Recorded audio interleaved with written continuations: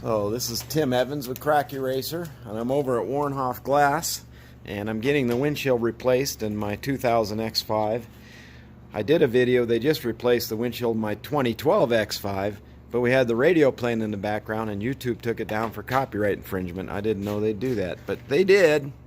Anyway, this is the one that it was hit by a big block of ice. I was following this little car and I saw something about 8 inches flipping through the air, landed in my windshield, just destroyed it. And that has never happened to me before, but I guess it can happen to anybody. I was just thankful I wasn't driving the vehicle that they had just put a windshield in for me. So the first 2 days ago, the first thing he's going to do is take the wiper blades off. This one should go a little quicker, which will be nice, because the other one took about 40 minutes, 50 minutes to change. Side moldings clipped on, just a little more complicated, but this one should be fine. So the windshield is laminated glass. That's what keeps it all together. I've actually been driving it for a week because through Christmas and stuff they didn't have time to do it. Then we ordered a windshield, but it didn't have the rain sensor, so we didn't have the right windshield, so I had to come back again, which is no problem. That happens. It's a chilly one in Colorado today. Colorado Springs. Foggy. They put a windshield in, Warnhoff Glass put a windshield in this, a couple years ago maybe. Wasn't that long ago. Anyway, there's just a nut. Looks like about a 14 millimeter nut on there. The driver's side wiper always be the long one, longer than the passenger side. And you have to pull a cowling, and this is what a lot of shops don't do. They won't pull that cowling. They'll just push with their head and cut them out from the inside with a real long handle with a knife, like a knife blade in it, and that's not the way you want to do it. You want to pull the cowling and everything, because the windshield definitely is held together by the urethane. What were you telling me last time, Brad, that if you took the windshield and the back glass out of some vehicles and jacked it up, the body distort? You couldn't put the glass. Jack it up in the front and rear, the whole frame will buckle. So anymore, most of these, it's a big part of the structural integrity of the vehicle, the windshield and back glass. That's why they glue them in like crazy. And you said RVs, the same thing happens. Oh yeah, they're really bad on those big windshields on the big motorhomes. And those are fiberglass body, aren't they? But it still distorts. Yeah, you've got to. You better put a jack in there holding that roof up before you cut that windshield out, and leave it there for a good couple of days after you're done with it. It's where that urethane cures to hold everything in place. Yes. That's crazy. Yeah. Well, they keep wanting to make the cars lighter. It gets better gas mileage, performs better, but so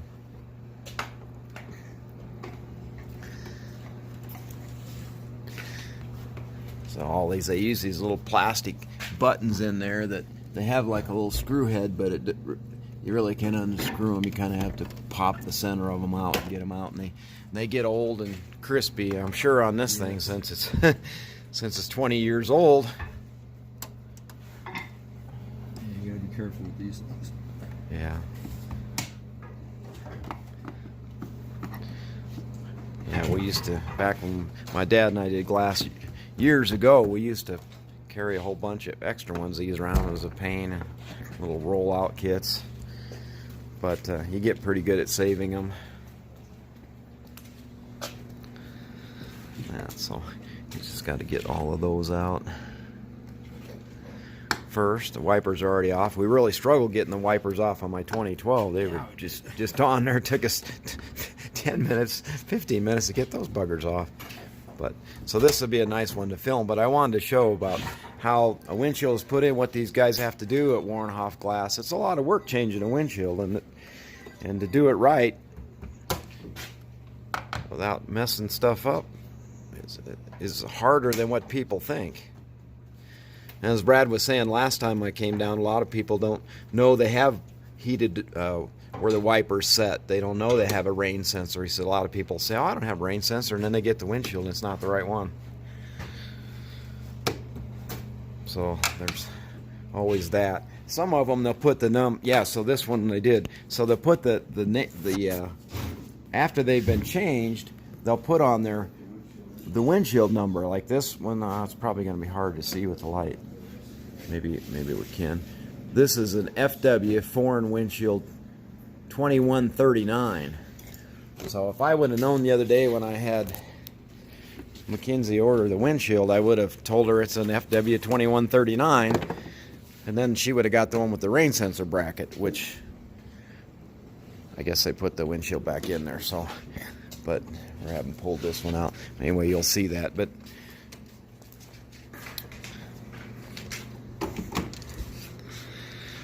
this one kind of has a two-part cowling thing. There's little buttons that you just turn.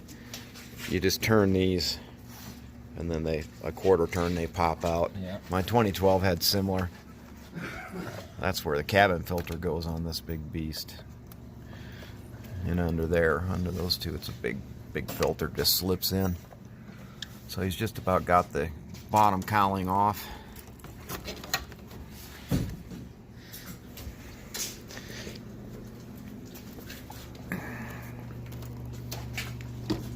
But yeah, a lot of people don't realize the windshield's a structural component. It literally holds their whole vehicle together. Once you glue the glass to the body, it's very strong on edge. And the passenger airbag explodes against it at over 300 miles an hour. I've actually seen the airbag sticking through the glass on some through the years. We did a lot of research early on about safety of windshields back when they were using butyl rubber to replace the urethane when they first came out with the urethane windshields, and that just wasn't the safest way to do it. And I was kind of one of the proponents back then of making sure we put them back in with urethane, because they were really in there when you took them out the first time. As Brad was telling me last time, and I know too from years ago because we did those, they have 2 rows of urethane on a lot of them. They'll have two beads under there going across, and they were really in there, and that's because in a front end wreck, that bottom of the windshield stayed in there and literally held up the roof. 30% to 70% of the strength of a vehicle comes from the glass being bonded to the body, believe it or not. So it's important that things are done right. A lot of people think, well, I'll just get the cheapest windshield and that'll be the way to go. Well, depending on how they put it in, it could be a problem if you got in a wreck. Could cost you your life. I've actually got an uncle that's in a wheelchair, been for the last 10 years or so, because he hit some ice and rolled his Suburban, and the roof came down and broke his neck, crushed his spine and his neck, and now he's paralyzed from the chest down. And they would have put, I don't know if the windshield wasn't put in right in that one. I think it was more of a case that GM just didn't put enough metal in the roof to keep the roof from coming down and crushing. A lot of people thought those Suburbans and Expeditions and stuff were safe vehicles, but they really weren't, because they're 6,000-7,000 pounds and they wouldn't sit on their top without the top crushing. One thing the Germans do, they roll vehicles 10 or 12 times and the roof has to stay in contact. They're a lot more safety conscious, probably because of the speeds on the Autobahn and stuff. No speed limits in places, but so I think they make a little bit safer vehicles, and I think just in general the vehicles have gotten safer. But so then the side molding just fits on a little pinch weld here, so it just pulled that away. On the other one, it clipped down in on some metal clips, so they had to release the side on my 2012. So I wish that video would have stayed up. We talked about a lot of cool things, but since the music was playing, they took it down, which I didn't know they did, but now I do. So this is Tim with Crack Eraser, and Warnhoff Glass is a great shop in Colorado Springs. So now he's got to take that rain sensor off. This one's, you want me to hold that for you like I did last time? So there's a little clip up in there. Those two halves just kind of clip together, I think. Yeah. Just gotta get him to pop. It's Hey, Tyler. kind of tricky because you don't have much Will you room. hand me that body clip popper?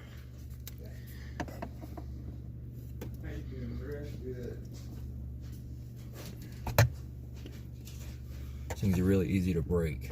Yeah.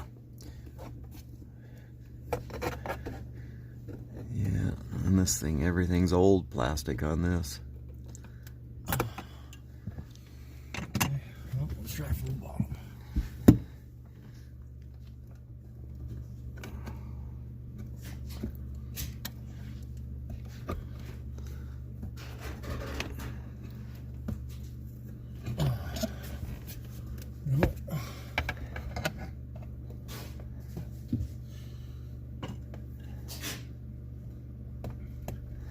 And don't make fun of me. I do this all the time.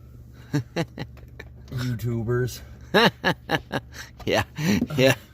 It's just there wasn't a lot of this type of technology when Dad and I quit doing them. There were rain sensors, but they weren't on these fancy covers. There, one side went. Sounds like. But no, it's just tedious work, and that's what I wanted people to see, that, you know, what you guys do to change these windshields out. But I think that mirror's a twister. Yeah, I think so too. Probably is being. That's how they were started doing them. I did see that back in the years. See, I quit doing glass in about 1998, so that was a while ago. You know, repairs. Yeah, so the mirror just twists off. There's a bracket up there, and it just goes. And this goes is an on older rain sensor here. So that's way different than the 2012. Yeah, so this one here, see these? These either pull. I think you pull these in or up or something. Yeah. Okay. Sorry, I have a lot of junk in here too. I should have moved stuff out of the seat.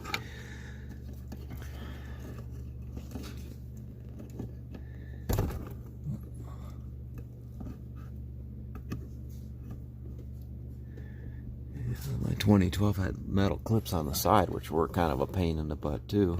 But this one's even more interesting. Let's see that light real quick. Okay. How they did it. Oh, here it is. It's on the back side. It's on the back side. Okay. So there's one over here. One over here. These ones. Here, out of the way for it. These Oh, I see. Uh-oh, that's broken. That size. Well, as long as we got another one. Like I said, it's old plastic stuff, as long as it's enough to hold it up in there, which I think it will be. So I'm those not two too worried. pop out. Too worried about it.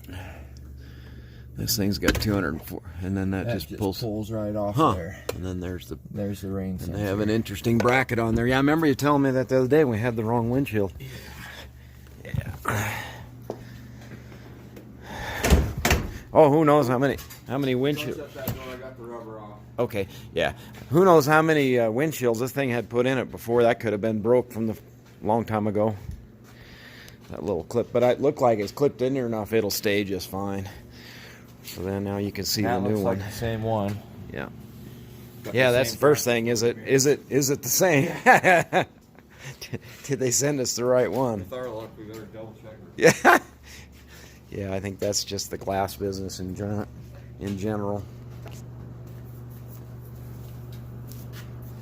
Anyway, I couldn't believe what that big chunk of ice did to my windshield. I followed the people down and I said, "Do you know what happened?" And they said, "Yeah, we ran over a huge chunk of ice and it made a terrible sound under the car and then it looked like it might have hit your windshield." I said, "Oh yeah, it did." But I said not to worry about it. I said I could have easily ran over a chunk of ice. That's just what they call road hazards. Nobody's fault, really. So now he's going to use what they call a cold knife to cut the windshield out. So it's got little blades on there, if you can see it. And they just hook around the glass. And then it's got to pull that upper molding out. A lot of times that upper molding goes on the glass before it goes back in. That's probably how this one is too. On my 2012, there was a little notch in the middle where you lined it up. I don't know if there is that on this one. No, that was fancier stuff later on. Yeah.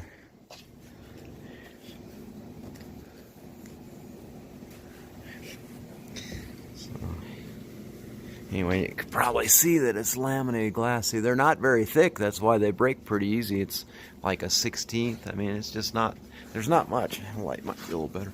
It's not much, you know, to a windshield. You got that soft plastic sandwiched in the center. So now I just took that and they just pull that through there, and you got to get the perfect angle. I used to laugh when we did glass. I'd train people to replace, and I get these big strong guys, and I'd say, here, I'd pull it halfway around. I give them on the other side, and they couldn't do it because it's all about that perfect angle. Big muscly guys. I'm like, here, cut this side out. Pull it through the glass. Like, yeah, it's that precise angle. You got to use the short one first, and then the longer one, then the longer one. Yeah. Aggressive. You don't want to try to cut the whole thing This out at once. this one's got, yeah, this one has more urethane in it than my 2012 did too. I'll bet you. Yeah. They do make some tools where a person can get in from the inside. They're like a big sawzall with a flat blade. They call a extractor, I think, or something. We use that some through the years, but the cold knife deal works the best, you know, if you can. For the most part, that's how we did it too. So that part hasn't changed since 1998. Hey Mackenzie, how you doing? Good. So you knew I couldn't stay away. I'm sorry. Got the. Too true. That's all right. I think I told you it had a rain sensor, and I said it had nothing else in it. Yeah, I thought you said it's older, so it doesn't have a rain sensor when you said that. Yeah, no So problem. I didn't clarify. That's all right. I told you it had a rain sensor, but didn't have anything else because it was an old beast. There were no, you know, heads-up display and that stuff. But yeah, it doesn't matter. But I probably wasn't clear. That'd be me. No. Yeah. Just ask my wife. She'll tell you. It's like if you made any sense, honey, I'd know what you're talking about.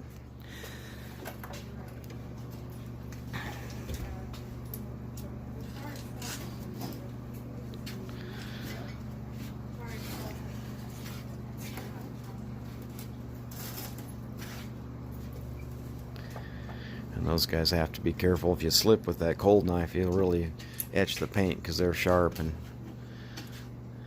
so you learn to be careful about that. I think you guys used enough urethane last time. It's in there.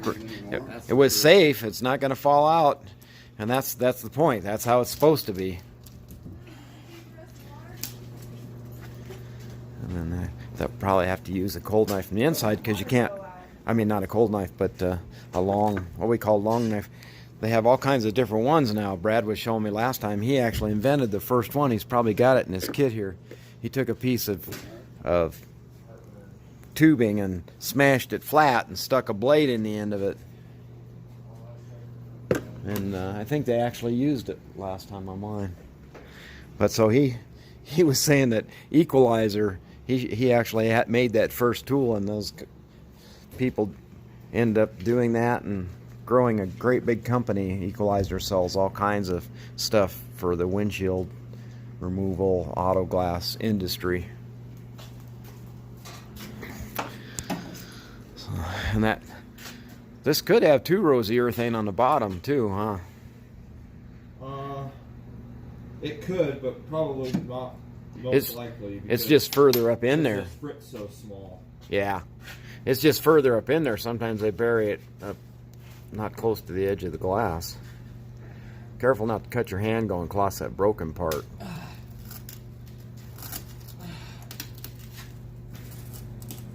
I don't know if I'm going to be able to get this through the bottom just because I don't have any room with the hood being there, you know? Yeah, you might have to use a long knife and cut it from the inside, Definitely huh? not going to be able to get to the corners. Yeah, no, that's just the way they made this. And see, this windshield's down here on this. Sitting down pretty Sitting low. right there, so Yeah. I'm not going to be able to pull this knife through there anyway. Yeah, yeah. So this is the fun thing. Yeah, sometimes they put them fairly close, or the day that they did it, it might have moved down a little bit after they installed it. That used to happen to us. They'll tape it up out of the way, but I mean to hold it up in place. But sometimes they move a little. You know, people drive it it really takes that urethane a few hours to have the strength to hold it in place, and about 24 hours to cure, depending on temperature and humidity. And we don't have much humidity in Colorado, so one of the components that needs to cure we don't have. So yeah, but when we did glass, my dad and I, we used to have a shop called T&M Windshield Repair that from about the early 80s to 1998 is when we sold it, the business. And I started just doing repair again in 2000. So now he's going to use this, what we call the long knife. Get in there. It's hard on these guys' necks. All us old glass guys have screwed up necks from pushing with our head. When you're by yourself, yeah, if you can, yeah, that's what we did. If you got somebody to help you, a lot of times you're mobile, you're out doing by yourself. Or do you guys usually send two of you when you do one? Usually two. That's a good idea. Yeah, just mainly to set it. Yeah, we don't have any of those cups that you can set a windshield with yourself. The glass handlers? Yeah, we don't have any of those. I'll have to get you some of those. Christmas, oh dang, we just had, well, when's your birthday? May, all right, so there you go. I'll have to check with my dad. I think I have some of those and we're not using them, so I'll get them from him. Yeah, they're big suction cups. You suck on the glass and then you can grab onto it, and one guy can set them a little easier. They're saying they don't have those, so.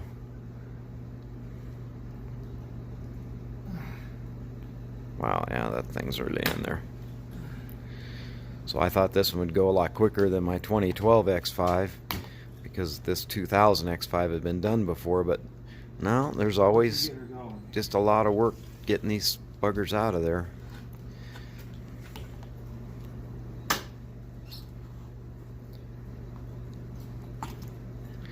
That urethane's hard stuff. It's over 1,000 psi. Even on body panels on some cars, they'll actually bond them on instead of spot welding them on, because it makes for a stronger car. So this is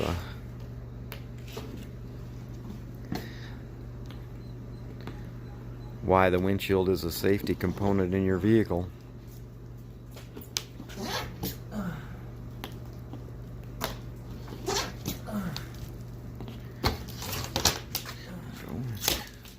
Through to the middle anyway. And then it being that this one's all shattered up from that big chunk of ice makes it a little harder, because it wants to just break instead of let you lift up on it.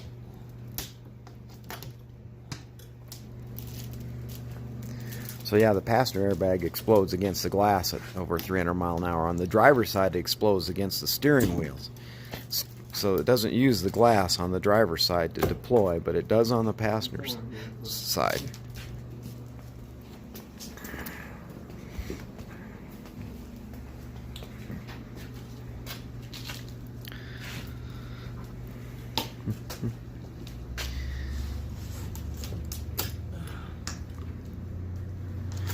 Usually about this point I switch over to the other side, Yeah.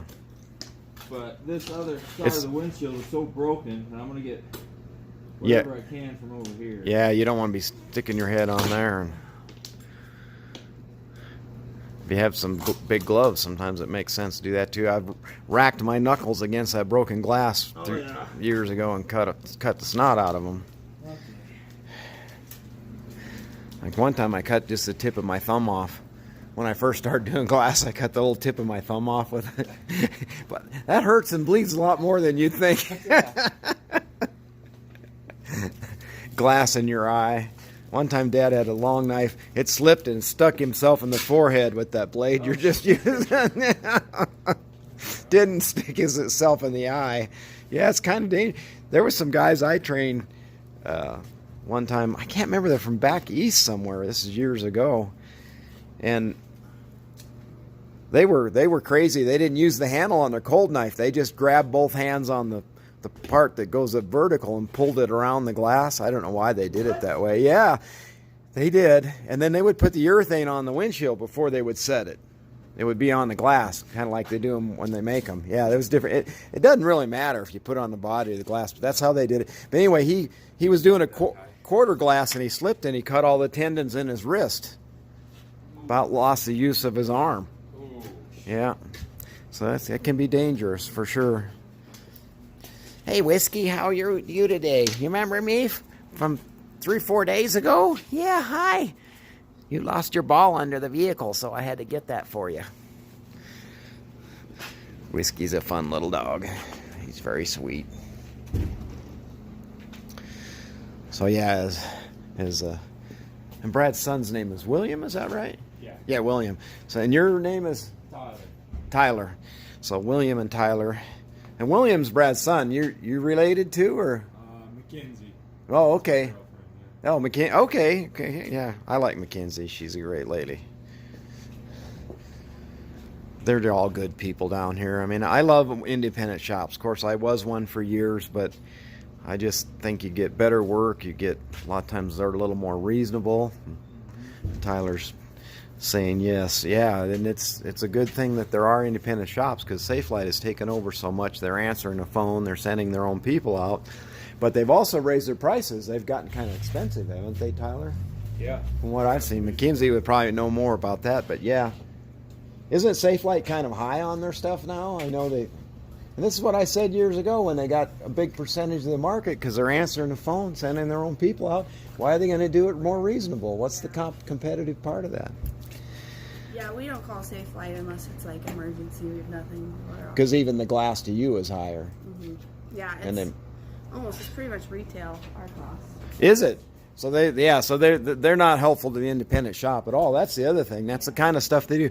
I'll tell you what they do on repair. I don't know if you ran into this, but people will call for a chip repair and they'll tell them it's $154 or $129 for a chip repair. I'm like, oh yeah, I'd love to get that instead of $60, $65, $75 on some. But that's just the kind of stuff that Safelite does, you know. And they don't tell people that their insurance covers chip repair. They just charge them that amount. I'm like, that's crazy. You got to at least tell people if they don't want to use their comp, and you know, which they waive the deductible and pay for the repair. That's one thing. But yeah, so I mean, that's just stuff that my dad and I never did. And you can tell that Warnhoff glass, that's WARNHOFF glass, if you need something in Colorado Springs area. It's just something they don't do. There went your blade. Oh, I remember that sound so well. Yeah, I knew this one was going to be a bugger. I was just glad it wasn't the one you just put in for me. I don't know if you noticed all the repairs I did on the other side. I made cracks. I drilled to tap bullseyes. Now we have this new exact stop drill collet that my wife actually invented. We've got a patent pending, and it drills to the perfect depth so you can put the stop on the end of the cracks. There was a crack right here that I did, and a crack came up through here. So but anyway, the repair really works. Those cracks were holding just fine. You can see them a little from the inside, but not much. One came across right here and up. Let's see where the other one. Now outside inside they show a little bit more, but still not much. And then one came up from here and across. I think I stopped it right in there somewhere. But yeah, I mean, you know, I've repaired this thing several times. Just like I had my 2012. I did a video on that, put it up. I literally got 100,000 miles out of that windshield by repairing it. But then it got so sandblasted that, you know, and I decided to drop my comp. So I said, I'll just get a windshield put in, you know, try to go another 100. I tend to keep my vehicles. This one's been a pretty good truck. The power steering is cold this morning. The power steering was wailing away when I started it up. So I don't know if that's going out on me now or what, but I just had quite a bit of work done to it. I just drive it a couple miles back and forth to work, but it keeps me from switching all my stuff from the 2012 X5 to this 2000 X5. But the motor's transmission still seems to be plumb good at 240. I had to change the upper radiator hose in it and the wheel bearing on the passenger side and the tie rod, lower tie rod on the driver's side. But I've got a mechanic in the Springs that works out of his house. Actually, he's got a lift. He's only $75 an hour. So I was able to get in there and have him do some work on this thing. In fact, all three of my vehicles he's worked on lately.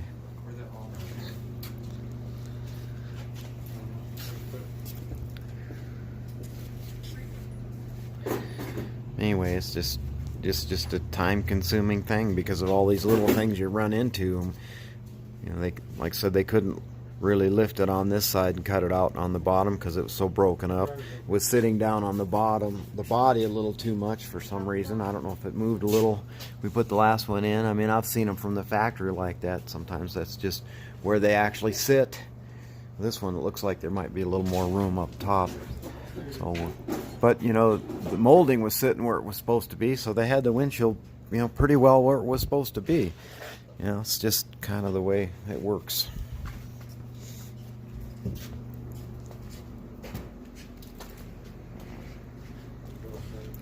But Brad and I had fun last time talking about all our ailments from doing glass all these years.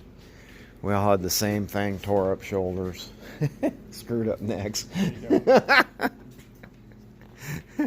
Old glass, like old glass installers talking over a beer.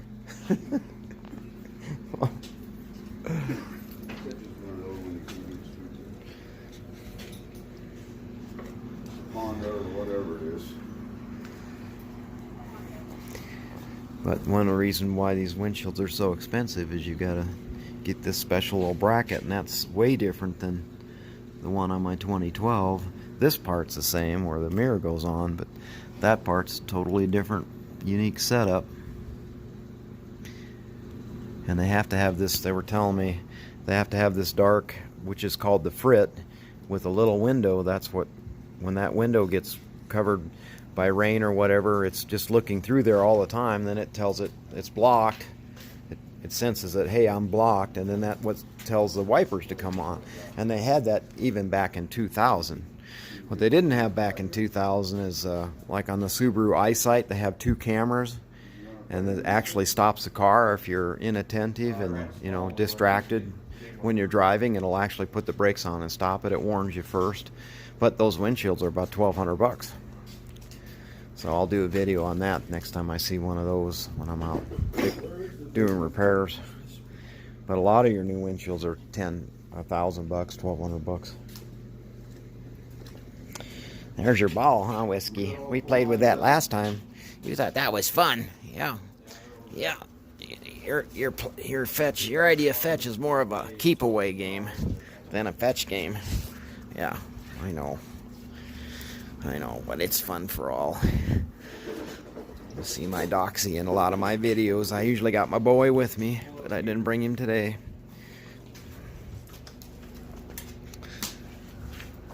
So we're getting close. It's just